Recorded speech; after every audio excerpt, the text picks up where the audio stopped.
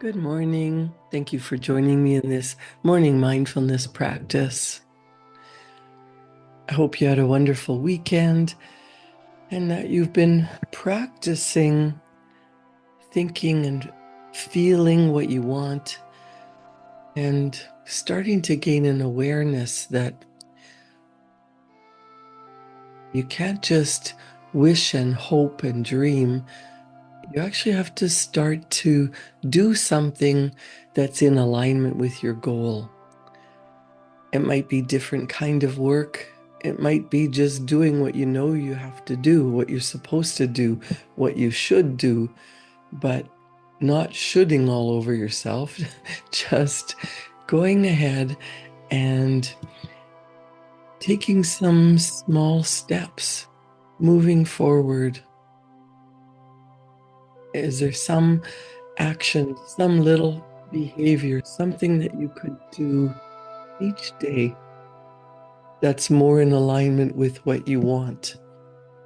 And leaving behind the past, leaving behind the things, the people, the experiences that no longer serve you.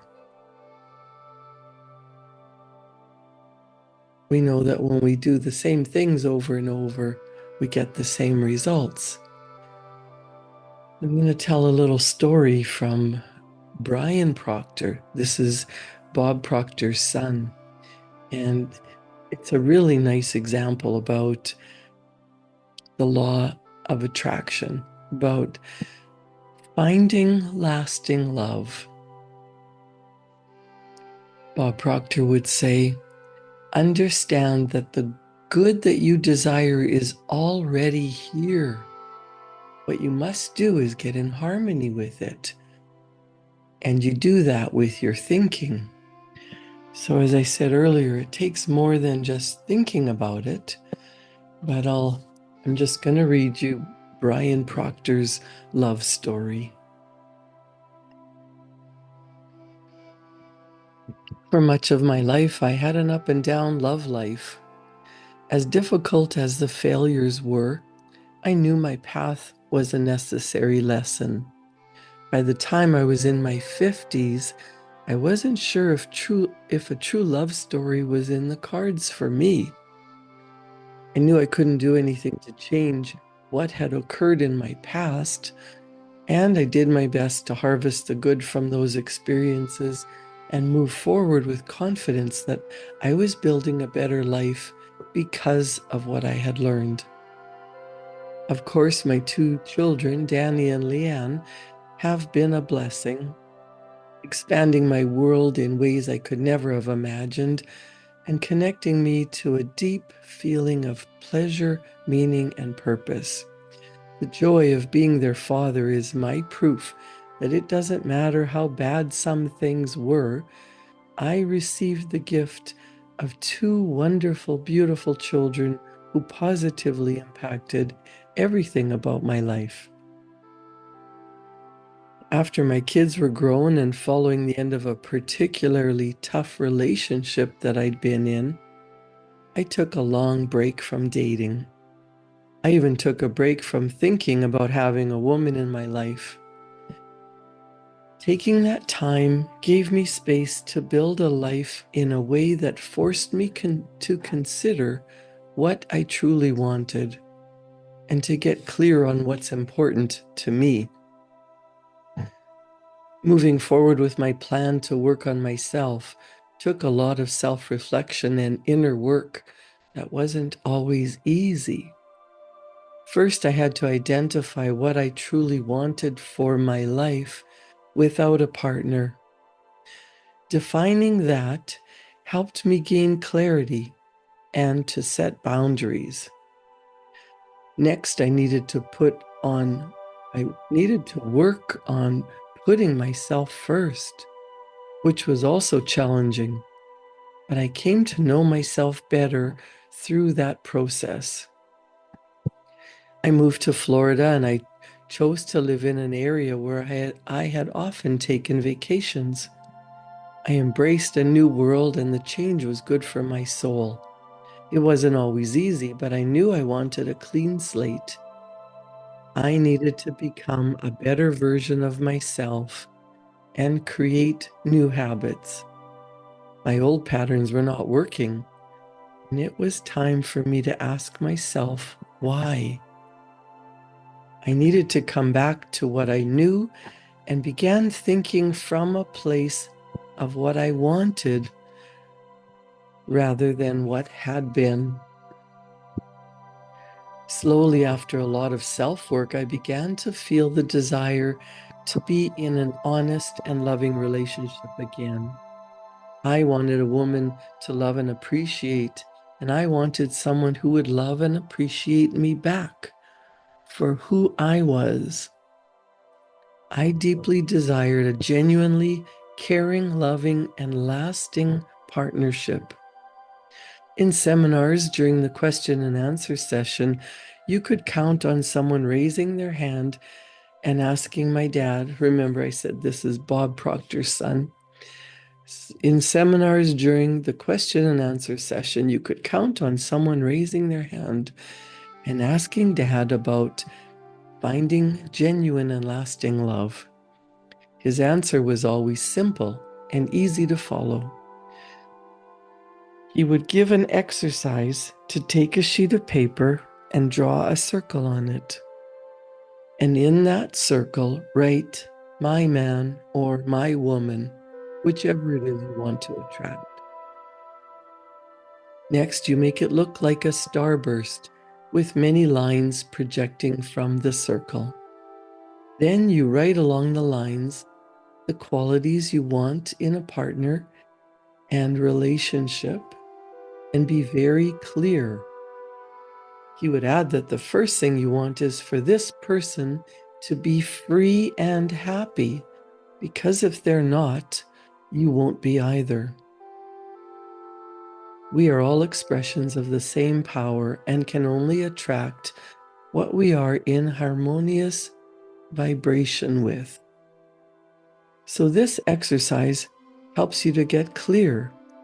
You do not put a face on your person.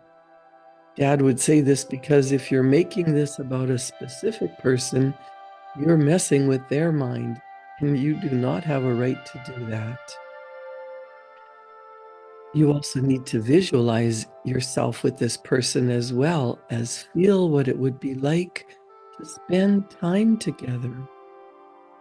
You could do this by tapping into the love you feel in your heart when you're with someone or something you care about.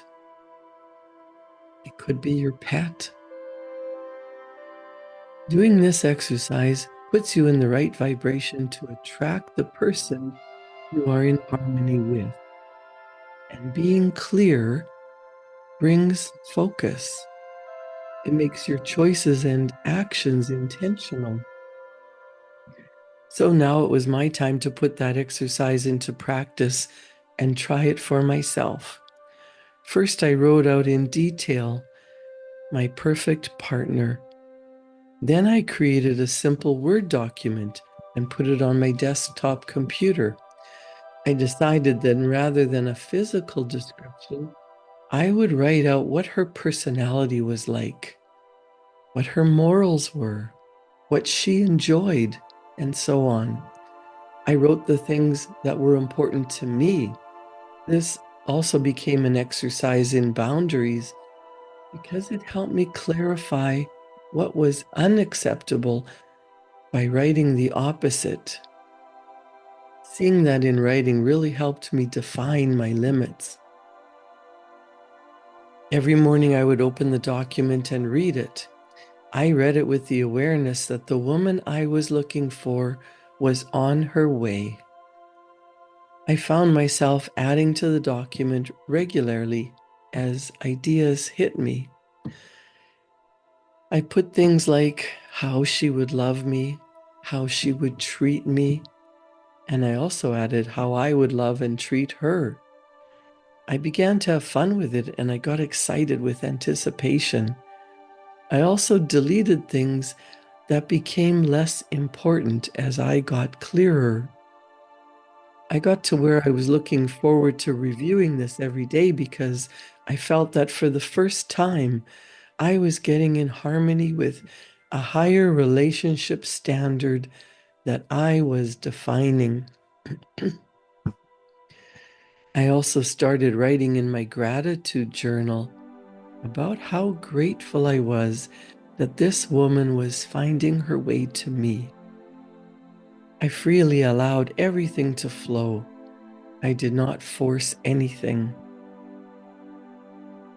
I became so intimate with my graphic and list that when I went on a date, I knew immediately if the woman I was sitting across from was even close to what I was looking for.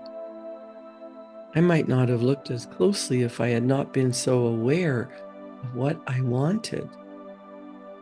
As a result, I had several first and only dates. I felt empowered rather than defeated because I knew what I was looking for and I had decided never to settle again. For years at our events, I would sit next to a woman I worked with in our company. Her name was Corey, and she lived in Alaska. I clearly remember the first time I met her in 2012. It was 2014 when we were placed together at events. I realized later exactly how we ended up at our little table together.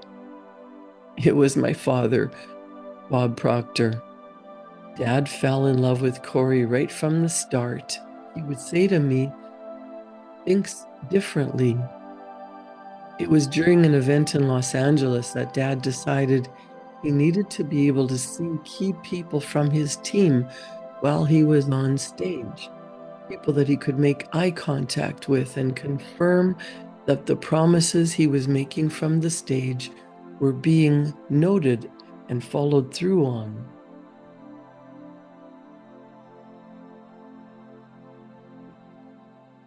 In short order, Dad had orchestrated that a table would always be just to the left of the stage.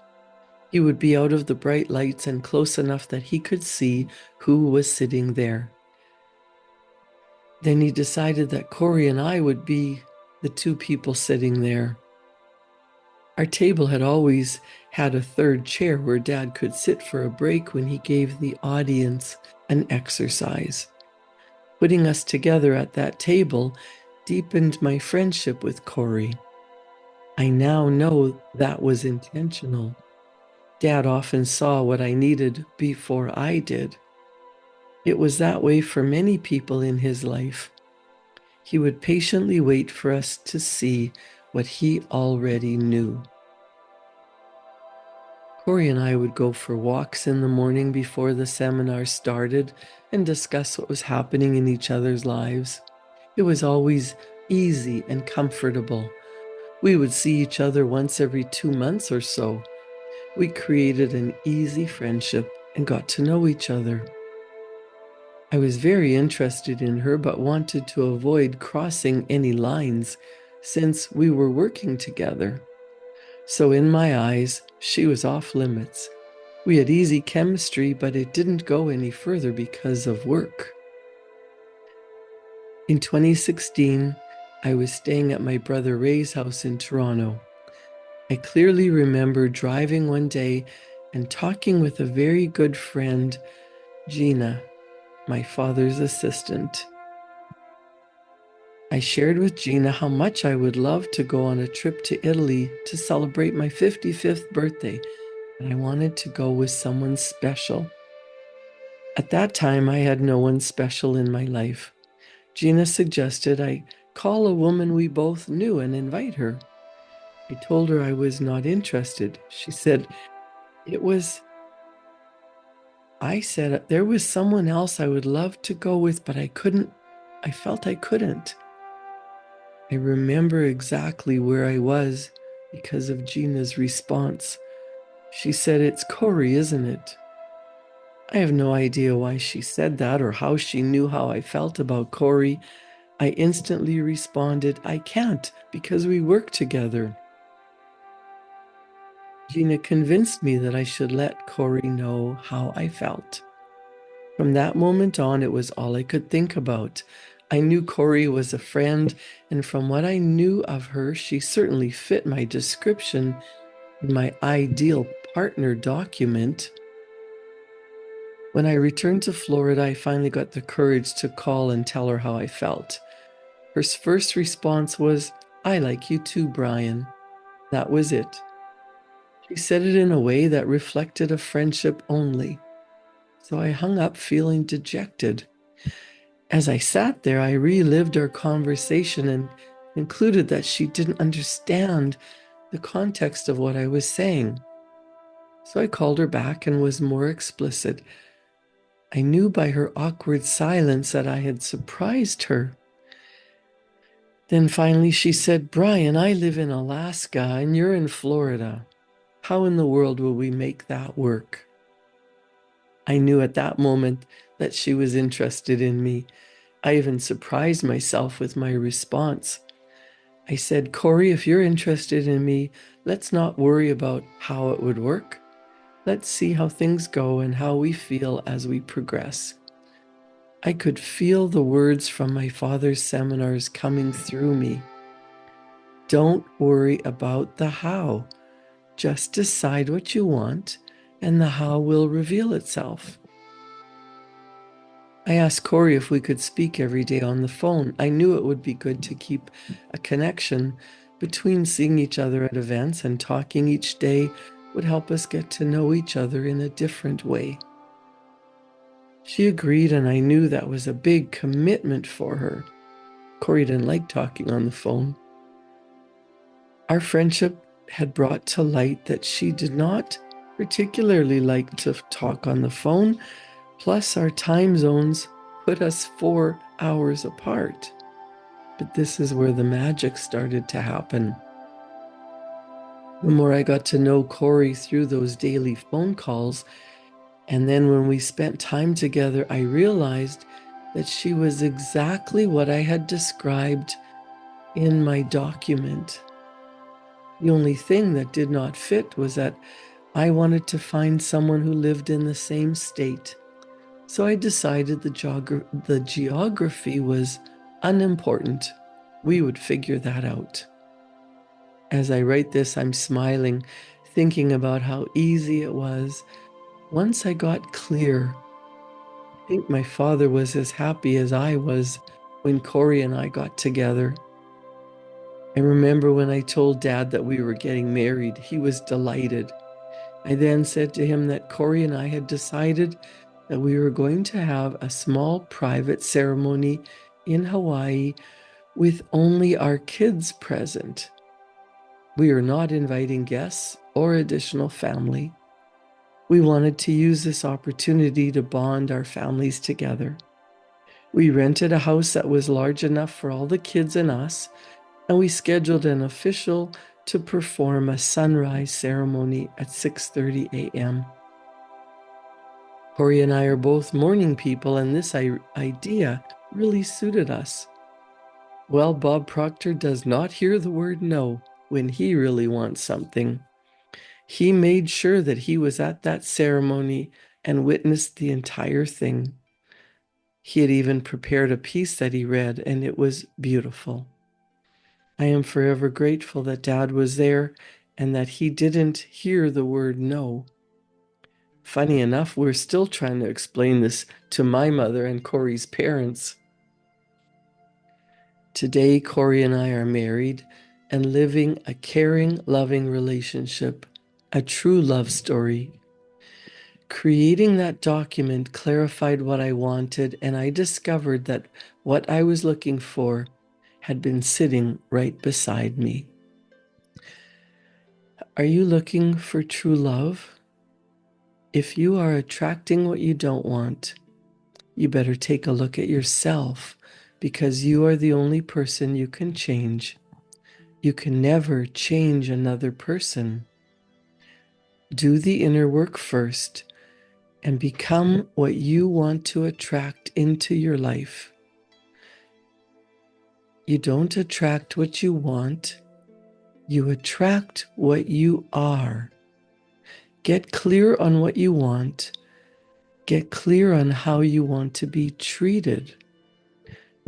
Only in clarity will you be able to recognize and attract what you are, what you want, and what you deserve. Here is the exercise. If you want to attract someone special that elevates your world, this exercise Bob Proctor gave is essential. Get a piece of paper and begin now. Draw a circle in the middle of the page and add starburst lines. Add the qualities. What would you love in the person that you want to be with? Are they kind? Are they loving? Are they strong but gentle? A non-smoker? Maybe a non-drinker? Maybe they make sure that they serve other people with a happy heart.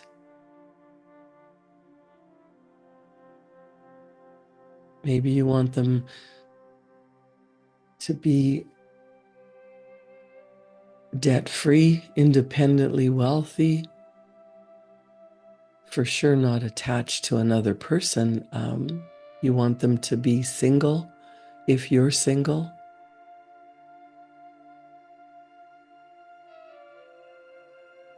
Like Bob Proctor said, don't put a specific person there, not a specific face, but what are the qualities that you admire, that you want in the person that you want to be with? Do you have these qualities?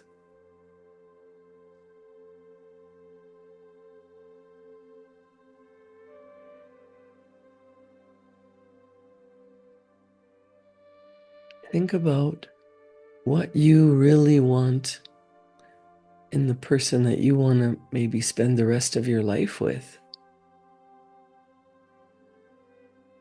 You're not going to want to change people, because if you've ever tried to change yourself, you know how difficult that is. Never mind trying to change someone else.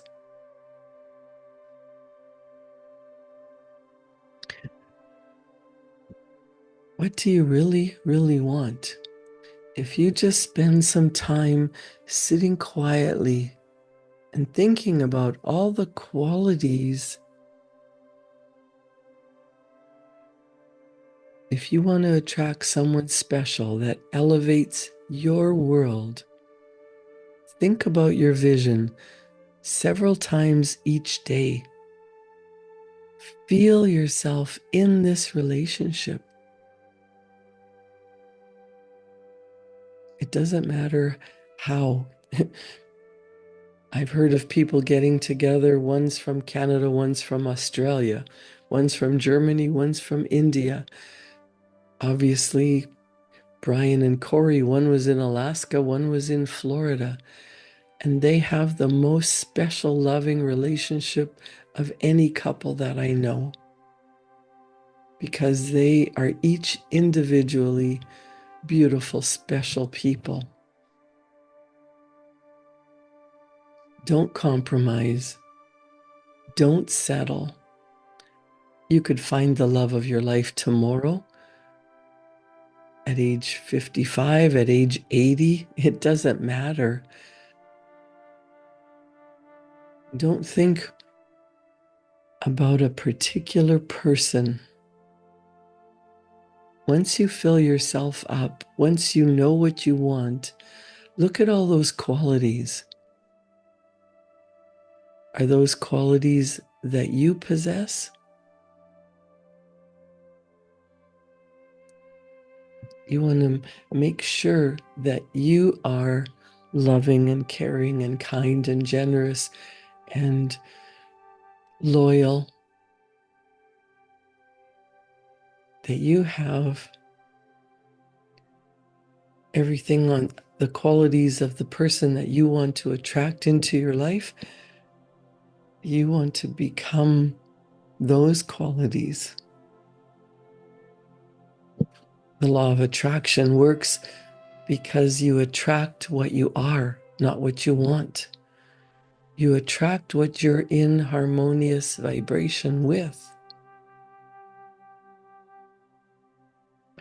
As you write it down on paper, as you add more qualities, as you do this daily, you might find things that are not as important as you thought they were.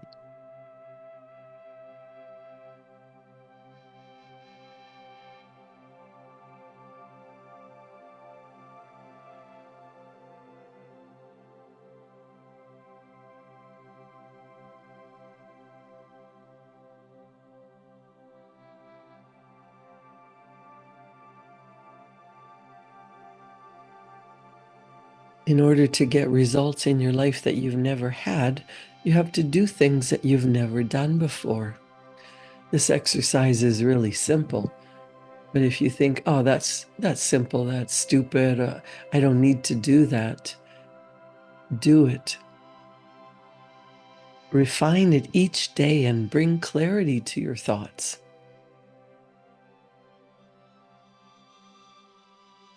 Get clear on what you want. Get clear on how you want to be treated. Feel yourself already in this relationship.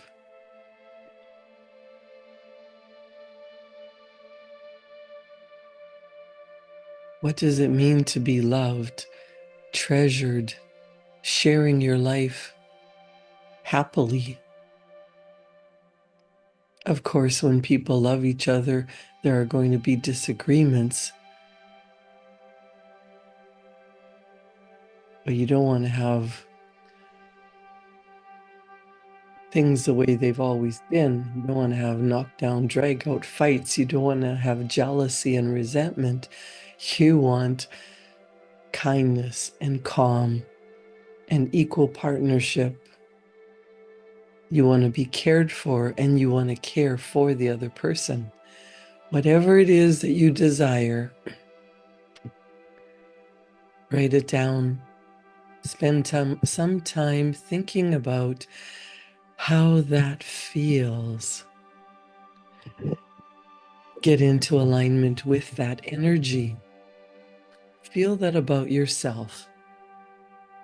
Make sure that you hold the qualities, you express the love and the joy and the kindness and the generosity, the respect that you want in another person. Remember, you don't attract what you want, you attract what you are. Get clear on what you want and how you want to be treated.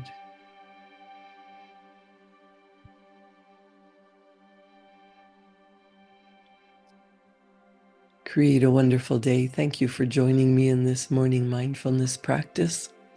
Enjoy your day. I'll see you back here tomorrow morning at 7. Thank you.